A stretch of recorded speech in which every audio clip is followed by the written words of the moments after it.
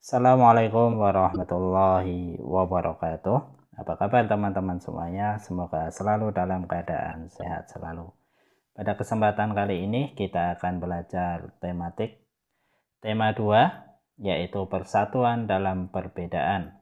Subtema 1 rukun dalam perbedaan. Muatan pelajarannya yaitu PPKN, IPS, dan SPDP. Sebelum kita lanjutkan belajar kita kali ini, alangkah lebih baiknya bila kita berdoa terlebih dahulu dan siapkan alat tulisnya.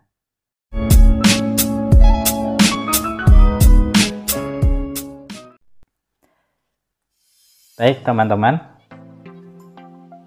materi pelajaran kita kali ini ada 3, yaitu yang pertama, materi pertama yaitu PPKN, Persatuan dan Kesatuan. Materi kedua yaitu IPS, memahami makna proklamasi kemerdekaan. Dan materi yang ketiga yaitu SPDP, tentang tari kreasi daerah. Baik, kita masuk ke materi pertama yaitu PPKN, Persatuan dan Kesatuan dalam Kehidupan Berbangsa dan Bernegara. Sebelum untuk memahami persatuan dan kesatuan, kita pahami terlebih dahulu gambar seperti di samping ini. Ini adalah gambar gunung, namanya Gunung Bromo. Lokasinya ada di Jawa Timur. Sukunya di sana ada bernama suku Tengger. Kemudian agamanya yaitu Hindu, dan di sana ada tradisi yang namanya adalah upacara kasada. Teman-teman semuanya, masyarakat Tengger memiliki agama yang berbeda tetapi selalu hidup rukun. Mereka selalu menjunjung tinggi budaya leluhurnya. Dalam menjalankan kehidupan beragama, masyarakat Tengger saling menghormati. Masyarakat Tengger memiliki sikap tenggang rasa atau saling menghormati antar sesama. Jadi meskipun berbeda agama, mereka selalu menghormati dalam melaksanakan segala kegiatan agamanya. Seperti dalam agama kita yaitu lakum dinukum waliyatin. Agamamu adalah agamamu dan agamaku adalah agamaku. Jadi walaupun berbeda kepercayaan, saling menghormati. Seperti itu persatuan dan kesatuan di negara kita. Selanjutnya kita masuk ke IPS yaitu persiapan kemerdekaan Indonesia. Teman-teman semuanya, dahulu ada 2 lembaga yang dibentuk saat menjelang proklamasi kemerdekaan, yaitu BPUPKI dan BPKI. Yang pertama yaitu BPUPKI, kepanjangan dari Badan Penyelidik Usaha Persiapan Kemerdekaan Indonesia.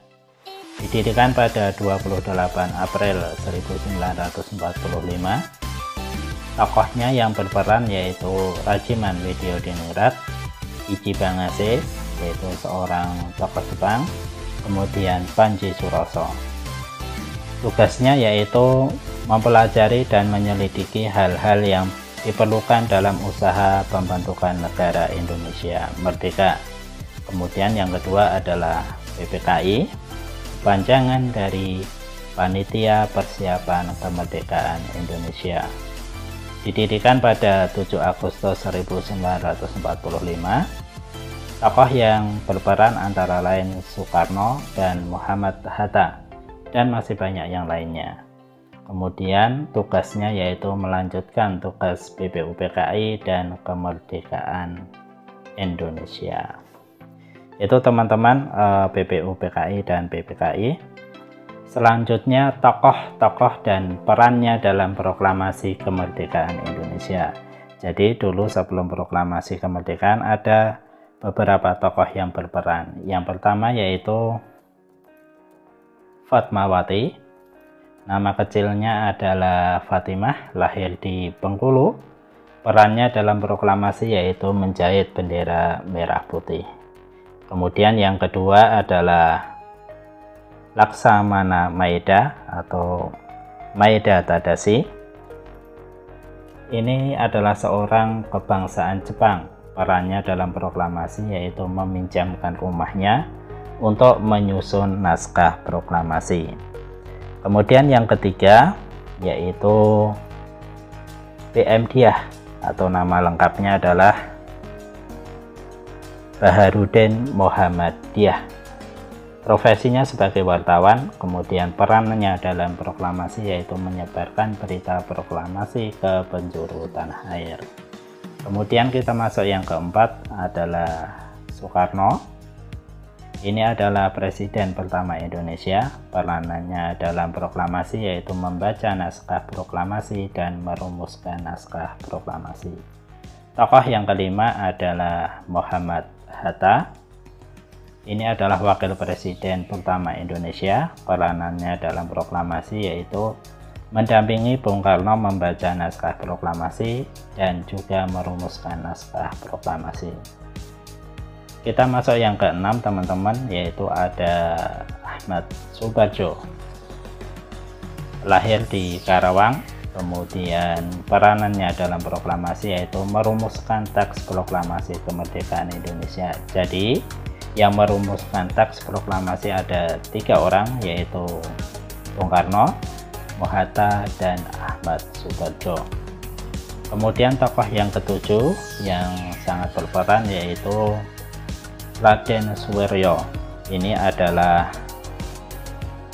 lahir 17 Februari 1903. Peranannya adalah sebagai Gubernur Jakarta dan Ketua Penyelenggara Proklamasi. Kemudian yang ke-8 ada S. Suhut atau nama lengkapnya adalah Suhut Sastro Kusumo. Lahir 10 April 1925. Peranannya dalam proklamasi yaitu mengibarkan bendera merah putih. Selanjutnya yang ke-9 adalah Latif Indraningrat. Lahir di Jakarta. Peranannya yaitu mengibarkan bendera merah putih. Yang terakhir yang ke-10 ada Sayuti Melek atau nama lengkapnya adalah Muhammad Ibnu Sayuti Melek. Lahir di Yogyakarta. Peranannya dalam proklamasi yaitu mengetik naskah proklamasi. Baik, itu teman-teman 10 tokoh dan peranannya dalam proklamasi kemerdekaan Indonesia. Selanjutnya, makna proklamasi kemerdekaan bagi bangsa Indonesia. Yang pertama yaitu proklamasi merupakan puncak perjuangan rakyat Indonesia. Yang kedua, proklamasi dapat menyatakan bahwa Indonesia adalah negara merdeka.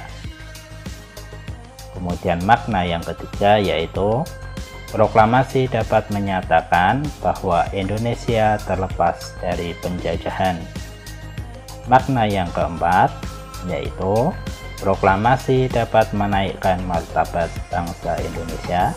Dan yang terakhir, makna kelima yaitu proklamasi dapat menyatakan Indonesia berjuang menjadi negara baru.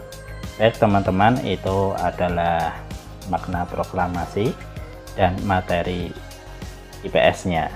Kemudian kita masuk ke materi yang ketiga yaitu SPDP.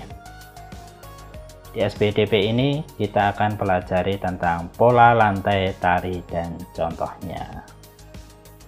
Pola lantai adalah pola yang dilakukan seorang penari dengan perpindahan, pergerakan, dan pergeseran posisi dalam sebuah ruang. Kemudian macam-macam pola lantai antara lain yaitu yang pertama adalah pola lantai vertikal, yaitu memanjang ke belakang. Kemudian yang kedua adalah pola lantai horizontal, yang mana pola ini adalah penarinya berurutan ke samping. Kemudian yang ketiga adalah pola lantai diagonal membentuk huruf X. Kemudian yang terakhir yaitu pola lantai lingkaran. Jadi formasinya dalam tarian membentuk sebuah lingkaran teman-teman. Untuk selanjutnya kita akan beralih ke contoh-contoh bola lantai. Yang pertama, gambar di samping ini adalah namanya tari kecak, berasal dari daerah Bali.